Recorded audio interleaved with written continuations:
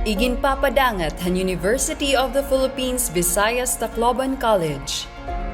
Pinaagihan suporta han UP Visayas Office of the Vice Chancellor for Research and Extension. Hapan limbasog han Division of Humanities ngan Leyte Samar Heritage Center. Hapag sa urog han ika-10 anyos nga anibersaryo han Bordkasting ha Pilipinas. An Radyo Siday, a documentary series.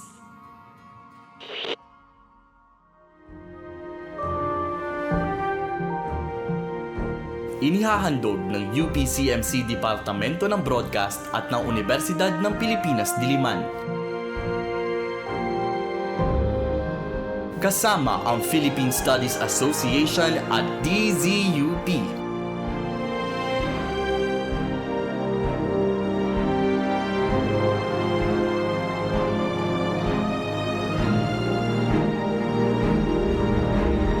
Ang pagdiriwang ng ika-100 taon ng broadcasting sa Pilipinas.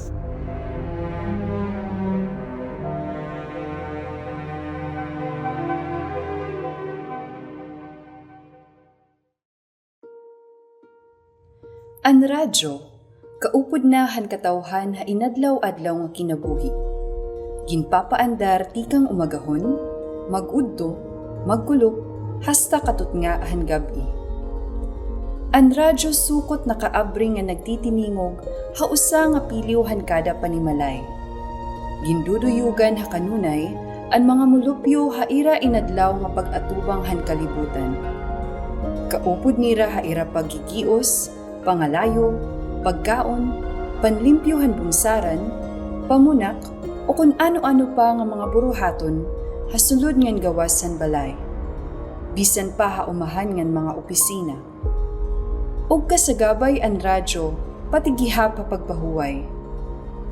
Ang pag-abrihan radyo, para ha kadamaan, usahan siyahan nga ginihimo ha pagbuhat ha aga. Ngan ang pagparong hini, usaliwat han mga urhi nga ginbubuhat antes kumaturog hagabi. Haradyo nakakakuha ang katawhan hinkaadman han mga panhinabuha kalibutan, ha mga notisya nga ginpapadayag ha kahanginan, sugad man gihaphan mga opinyon ng komentaryo, han pira nga mga announcer nga nag-iisplikar han magkadilain nga mga isyu han katilingban. Nagahatag man ta ang radyo hinkalingawan, pinaagihan mga drama ngan karanta. Hin mga pagturunan, ngan kasagdunan, tikang ha mga programa nga nagahatag hiniwag, ha iba-iba nga mga pangutana. Bisan hintambulig, tikang han serbisyo publiko, han istasyon han radyo. Ngan lain-lain pa, nga mga ginpapaangbit han radyo, para han mga manmaratihini. Hasinirangan Visayas, labot hini nga nasabi nga mga papel han radyo, may usapa nga nabuhat, ngan ginbubuhat ang radyo, nga masisiring nga iyala dinhi hini nga rehiyon.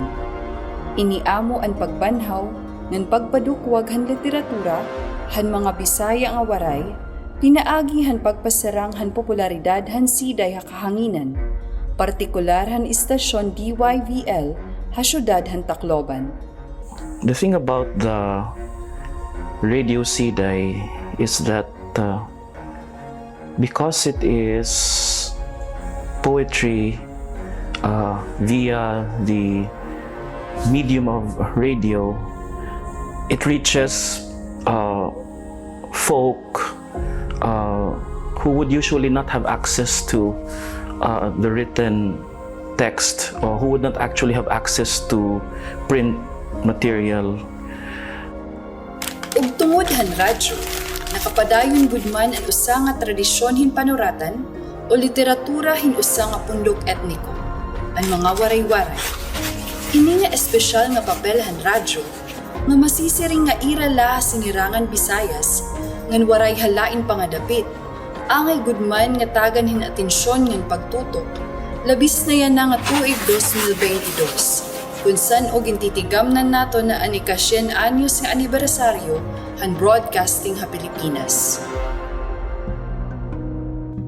Han ikatulong nga episodyo hini nga serye, aton igin kahuruhimamat ang pipira nga mga nanmulig, nga nandaog, han paisan-isan paniday han DYVL, nga Hira Rogelio Humadjaw, Felicissimo Nersa, ngan Margarita Abelio Valle.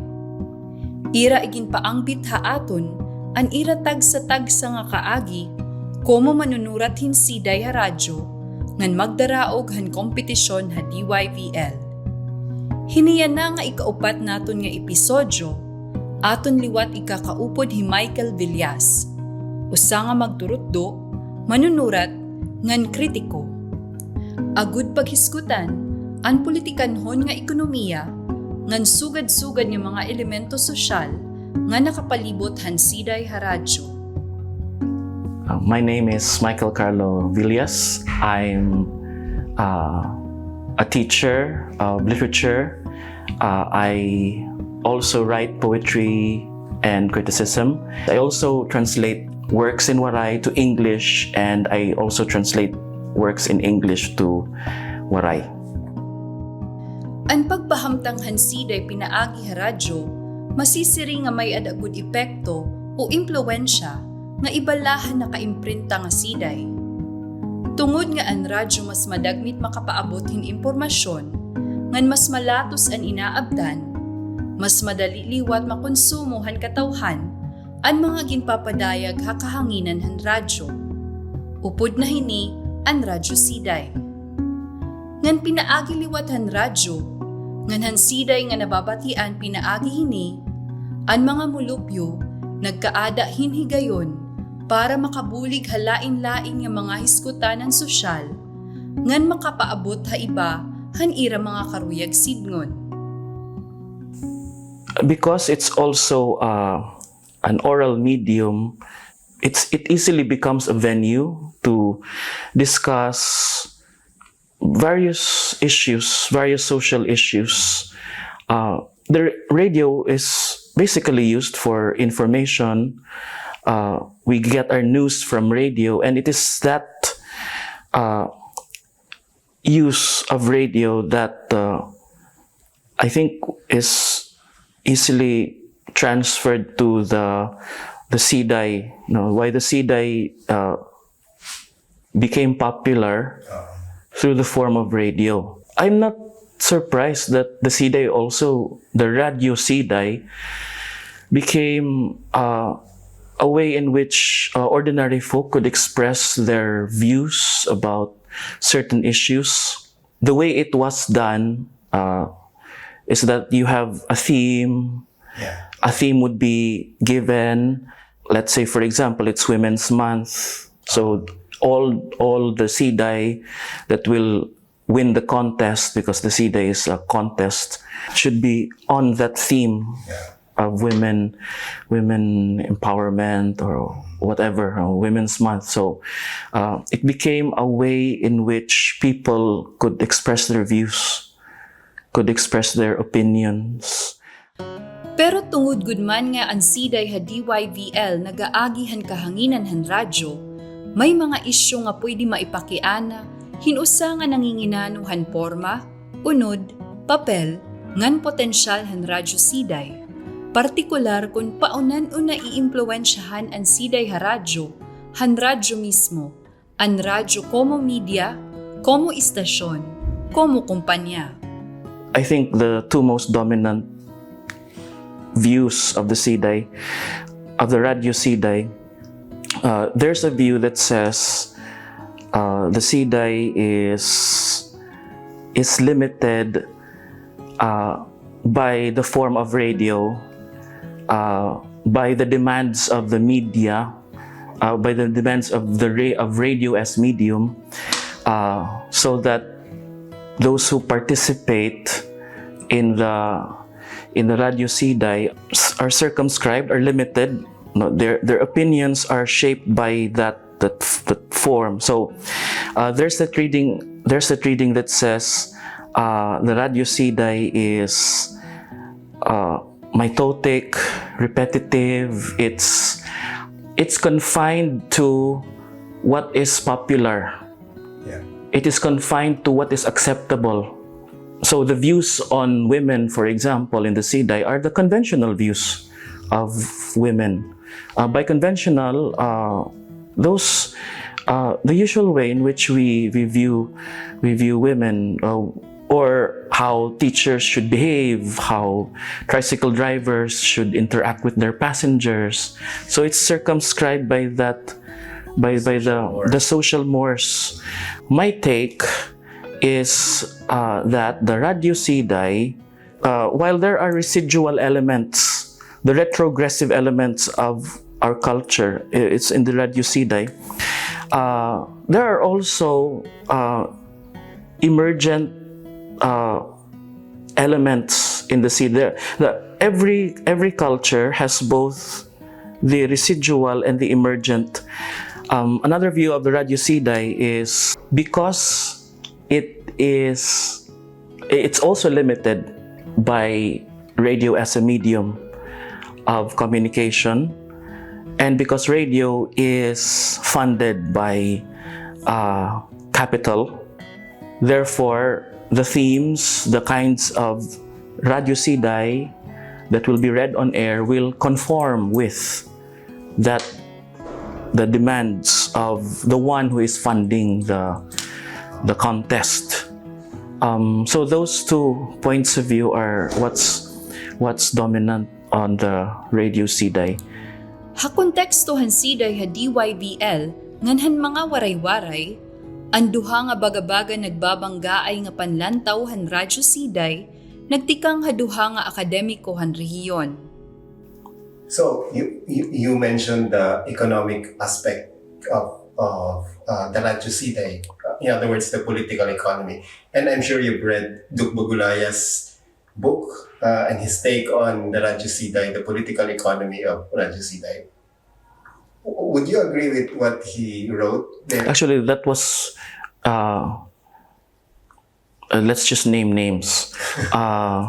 The 2 dominant views on the Radyo Siday are shaped by the first, Duk Bagulaya, the one, let's say, the orthodox Marxist point of view. And then you have Merle Alunan, the formalist, new critical point of view. So the formalist, new critical point of view, that's what says that the Siday is repetitive, mitotic. The form of the, although Ma'am Merle did not use the word, but almost, it's residual, but I don't find anything. I'm not. I don't view things from Manichaean point of view. Black and white. Just good and evil, etc. I don't find anything objectionable with residual, because the residual part, every culture has retrogressive elements, but also it has progressive elements from which the emergent arises. I'm more a student of Raymond Williams when I approach the Siday. Ha sitwasyon sugadhan Siday ha DYBL nga hinimuhan mga ordinaryo nga manmarati ngan ginkukonsumohan mga manmarati, siguro usa nga kaangayan tutukan ngan pagtun-an, amo ang mga katawhan mismo nga namulighan kompetisyon. An ira mga kinabuhi ngan tinikangan. Sapong ngadtuhin bisan ano nga pagtuon, han kinaiyahan radyo, komo medium hin komunikasyon. I do not think that the Radyo Siday is an instrument of monopoly capital, as Duke would argue. Yeah. That would be too easy. That would mean that there's a one-to-one correspondence between what's coming out of the radio, and what the capitalists or what the capitalist financiers desire. I don't think there's a one-to-one correspondence. After all, it's people it's the folk who process these issues, it's the folk who join this contest. It's mediated by their lives. The Siday, the Radyo Siday that you hear, on radio is mediated by lives of people, because radio is not just the ones who make radio as a system of communication do not just involve the people managing the radio station, but also the listeners of the radio station. So I think it would be a very helpful study, a reception study on those who are joining the contest, those who are listening to the Siday, the actual listeners of the Siday. I think it would be a good study. It would be a good thing. It would be a good study to pursue in the future. We have to look into not just the production side of the Radyo Siday, but also the reception side of the Radyo Siday. That's to at least to have a more complete picture. Hakada nurunian, kung ang Siday HDYVL ang nahihingadayan, haros diri na lilikayan maistoryahan, ang kaibahan hininga klase han Siday, kunig ko kumparar ngadtuhan pareho tradisyonal o kinasanhi nga paniday han rehiyon, nganhan mga kinabag-o, ngan akademiko nga mga Siday. Pero haluyuhin ni, nakikitaan lagi hapon ang kaupay han Radyo Siday, upod ang potensyal hini nga mas umupay pa. Nganhan papel hini hakasaysayan han panuratan ha Sinirangan Visayas. At least from where we come from the academe, those who are trained in literature, in poetry, the Siday is really a failure. Aesthetically, aesthetically it is a failure because it merely repeats itself, mitotic, that term. But if you read it closely, and if you consider also, if you consider also the context, the cultural context from which it arose, then I think the Siday has potential. Yeah. After all, radio has potential as a medium. I don't think it is not capable of being literature. The Radyo Siday is part of our literature. After Sanghiran, it was the Radyo Siday that was dominant. Ang kaupayan ngan potensyal nga umupay pa han Siday han DYVL, makikitaan na bisan didahan pipira nga mga Siday nga naimantala na halibro nga mga Siday han DYVL. The best kind of Radyo Siday in that collection anthologized by Merle Alunan, I think the best Siday in that collection by far is the one by Maximo Servidad. At least to me. To me, the work of Maximo Servidad, his Radyo Siday is an example of what is emergent, of what could emerge from the Radyo Siday if it is in the hands of a skillful poet like Maximo Servidad. Interestingly, Maximo Servidad follows the form, the meter, there's rhyme, traditional, but the content is critical of the issues. It's not just mouthing what's conventional. It's also not limited by the rules of like the demands of those who fund the Radyo Siday. Han pagkita, pagdayaw, ngan pagtuon han Radyo Siday como Radyo Siday, como usang nga porma hin literatura nga independyente ngan partikular, aadaan posibilidad han pagkilala ngan pag-establisher han kalugaringon nga estetika ngan kinaiya han Siday ha DYVL. Well, you know, what's beautiful about that kind of aesthetics because it's from the grassroots. Yes. So that's what I want to see more in terms of scholarship on the Radyo Siday. Because right now we are just on the surface. We have not yet really, we have not even examined how the medium itself shapes the form. No? Although I tried to do something like that, but I think it is insufficient. I think it is insufficient. And I think what will make it more complete would be looking into the reception side of the form. What would be more also interesting to look into is how the rhymes actually work. I have not, that's the part that I have not looked into. How meter and rhyme actually works, aside from the fact that it makes the siday sonorous, good to hear, good to listen to. Because if there's going to be an aesthetics of the form, we will describe the aesthetics of the Radyo Siday, then it has to look into how these devices of sound are able to bring up more fully or intensify the premise of the lyric of the Radyo Siday as one of our forms of the lyric, which is just one of the forms of the lyric. Especially that it is very what we call traditional. No, that's a very loose word, traditional. Whenever we see meter, rhyme, traditional, because you could rhyme and there could be meter, but not traditional. We see that, we witness that in the lyric traditions of the English and the lyric traditions of Europe. We see that, and I think the lyric traditions of most lyric traditions.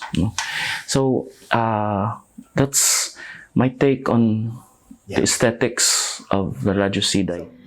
Lakip gihapon han pwede kitaon ngan tun-an ha mga siday han DYVL, amo an ira unod, an mga tema, ngan mga isyu nga ginihingadayan han mga siday. One thing that I agreed with Duke in his argument was that the radyo, he said in that book, in Writing Literary History, that the inheritors, the heirs of the Sanghiran poets are actually the Radyo Siday writers, because they are the ones who really, who were reacting actually socially, who were reacting to social issues like the Sanghiran poets were in their time, except that the medium of the Sanghiran poets was print, whereas your Radyo Siday poets, they have radio as their medium. I think that's one thing I agree with Duke. I don't totally disagree with everything he said, but that one I think is a good statement in his book. The difference, obviously, would be that your Sanghiran poets were schooled. These were men of letters. These were men who read Spanish, who were exposed to the literatures of Europe. I would not even say the United States, but even if they've read also English, but their work, the work of Sanghiran poets were informed by the traditions, the aesthetics of Spanish poetry. If you take a look at their siday, you have the dominant form, the Alexandrine, which is actually an import from France, which the Spanish poets adopted, and then which we, I think the most famous use of the Alexandrine can be gleaned in Florante at Laura. The dodecasyllabic line, which is a dominant, the dominant line of that kind of lyric, of the metrical romance, which was the popular form during its time, the metrical romance. The obvious difference is that your your Radyo Siday poets are people from different walks of life whose models of writing are not from literary traditions. No, I forgot to mention that our Sanghiran poets, having adopted the techniques of Spanish poetry into Waray poetry, somehow they have. It's possible that they did that to dignify.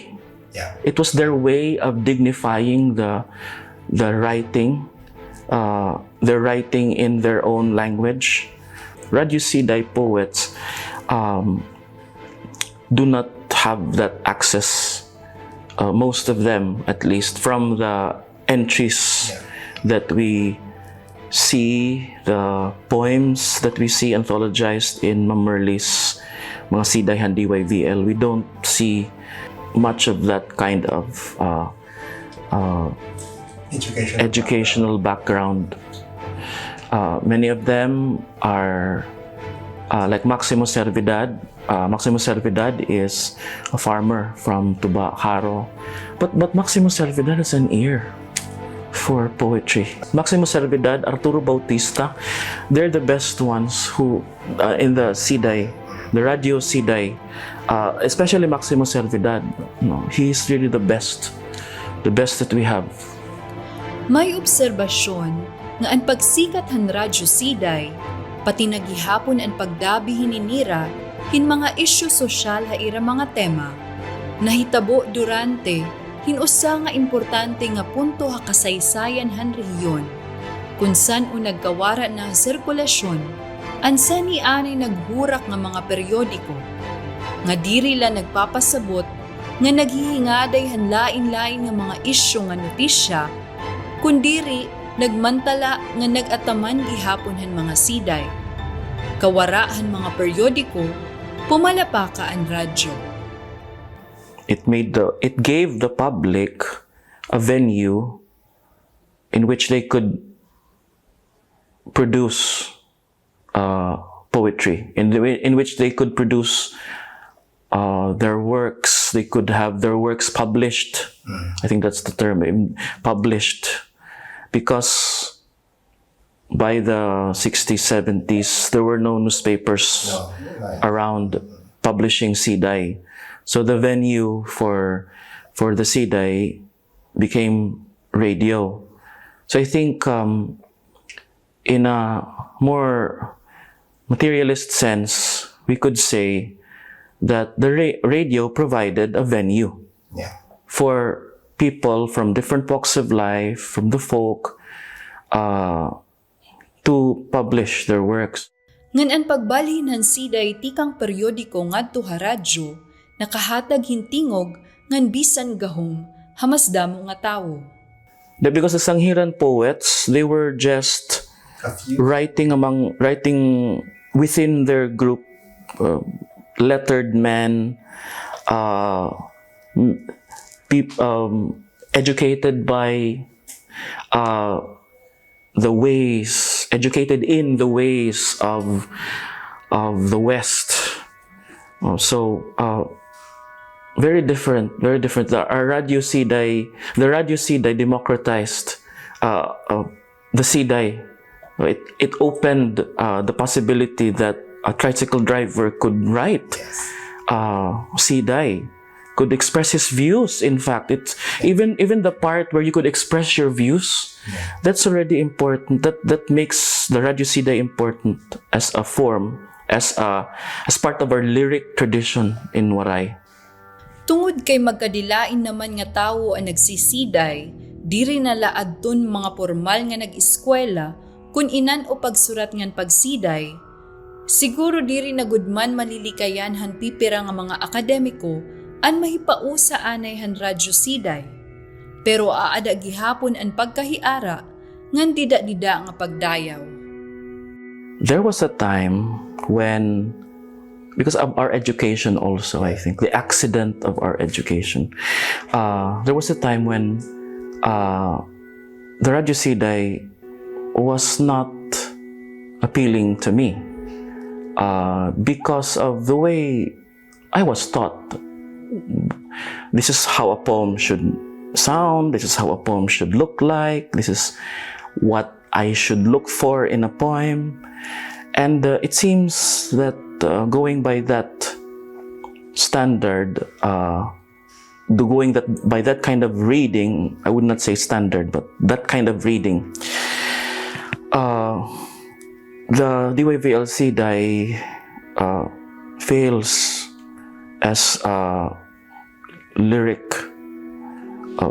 It fails as a form, a poetic form. And that's because there was a time when I used to view art in general, not just literature, art in general, as a dichotomy between high and low. No? Even if we do not acknowledge it, even if I do not say it, but there's this hierarchy in my head that says there's high and low art, there's popular art, there's art. Okay. However, I no longer view things that way. It's not that simple. Nganhan hisgot han pop culture, ngan high literature. The Radio Siday, as we have mentioned earlier, popularized the Siday as a form that now could be produced by folk who have not had a literary education. I do not also think that a literary education, I used to think before, but I also now don't think that a literary education, like a formal literary education, is a requirement to produce poetry. The popular imagination, that's the term that's the term also I use to describe the Radyo Siday. The word popular in popular imagination shouldn't be seen as the opposite of high. I think it is a stream that the Radyo Siday is a different stream of waray writing, different from the lyric of the Sanghiran, different also from the lyric produced by those who have been workshopped.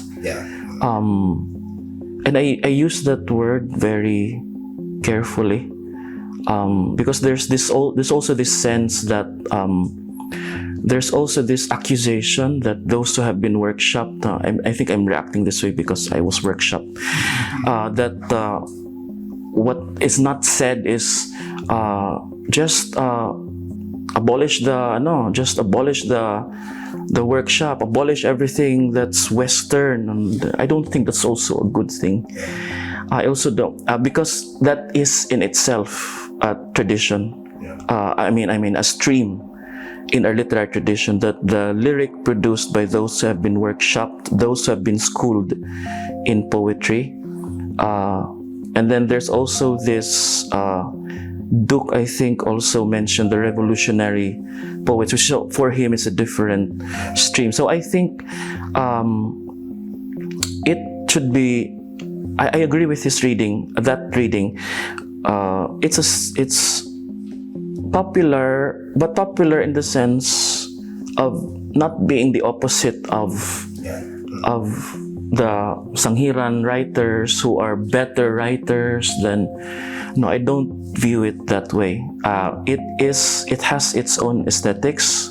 The Radyo Siday has its own aesthetics. It has its form. It has a form which is shaped by the medium of radio. Kun pangingi na noon lahin ti upay, ti kang hinusa nga akademiko nga lente, magawas gihapon ang iba pa nga kinaya ngan karakter han Radyo Siday. Diri laha estetika, diri lahan iya tema, kun diri damo pa. Lakip na, pananglitan, an iya mga ginkuhaan hin inspirasyon, ngan tinikangan nga tradisyon. An mga punto nga nagpahimugso haiya, an mga politikanhon ngan pan-ekonomiya nga elemento nga nakaimpluwensyahan produksyon han Radyo Siday, ngan pati man an iya pagriwa, ngan pati pakig-angay, han mga naglalarang, ngan dominante nga elemento, ngan panlantaw, han kultura ngan katilingban. There's also the emergent element, like the way the Siday is used by skillful poets like Maxim Servidad to talk back to the system, to talk back to the system that oppresses them, oppresses his class. Mentioning Servidad's poetry, do you think the Radyo Siday has this subversive quality in it? Yes, of course. It has, like all cultures, in the same way that it also has elements of it that acquiesce to the dominant views, to the conventional views. An kabubuwason ngan posibilidad han Radyo Siday, damo an pwede hingadtuan.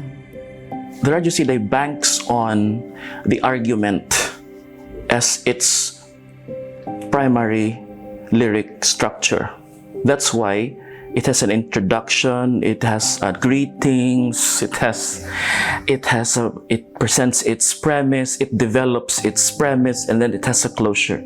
So it banks on that technique, the technique of argumentation. Usa nga pananglitan han posibilidad para han kabubuwason han Radyo Siday, asya an pagkasalakot han matatawag nga mga kinabag-o nga pamaagihin paniday, bag-o, por lo menos, hariyon 8 or partikular ha Radyo Siday. Can you imagine that as a younger people who are more into spoken word poetry, contributing to the Radyo Siday and, changing the texture of the Radyo That's a good question. Yeah, I would like to hear. I would like to hear spoken word poetry on radio. I would like to hear spoken word poetry on a medium like radio. It would be interesting.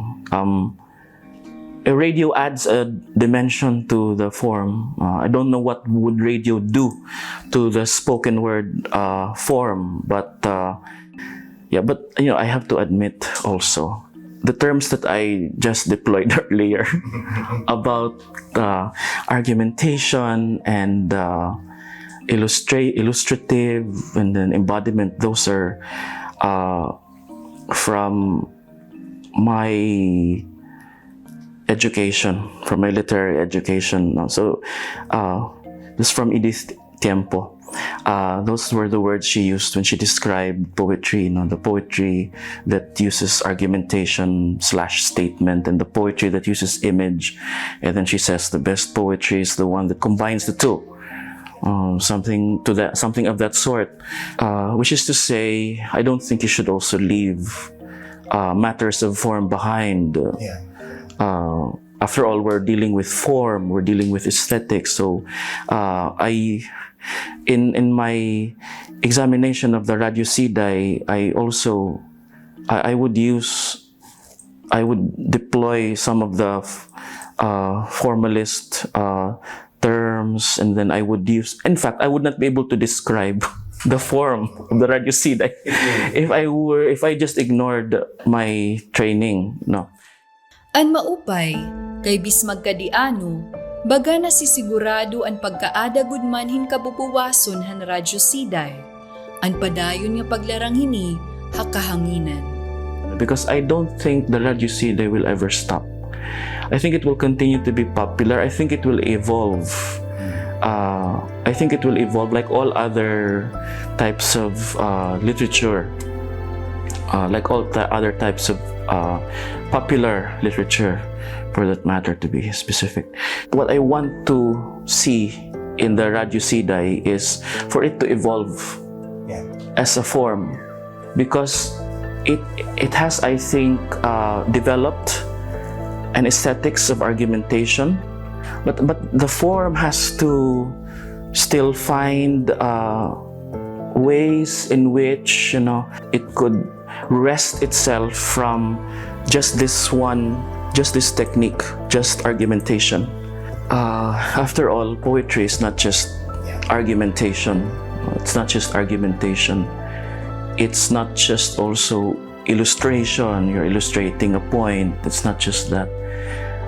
So I think our what I want to see in our Radio Siday is more development in that matter, in the matter of technique. And in terms of development, something more organic rather than Yes. Something more organic, something that's not illustrative Yeah. of the point that's being made, but something that embodies the point that's being made. Organic in terms of the people, of their lives that mediate the writing of the Siday. Hitmasunod nga episodyo hini nga serye ng dokumentaryo nga Radyo Siday for 100 years of broadcasting in the Philippines, paghuhurisgutan nga haw ang papel han DYBL Siday ha mga manmaratihan radyo, haira individual nga kinabuhi nga na komunidad ng kultura ha kabubusan. Hini nga ikalimangan katapusan nga episodyo, mababatian naton ang magturutdo nga hi Efmer Agustin ngan an manunulat nga hi Antonino Salvador de Vera, haira karukayakan mahitungod han Radyo Siday, di ka nga hinalo nga punto de vista han mga yano nga manmaratihan radyo ngan han akademiko.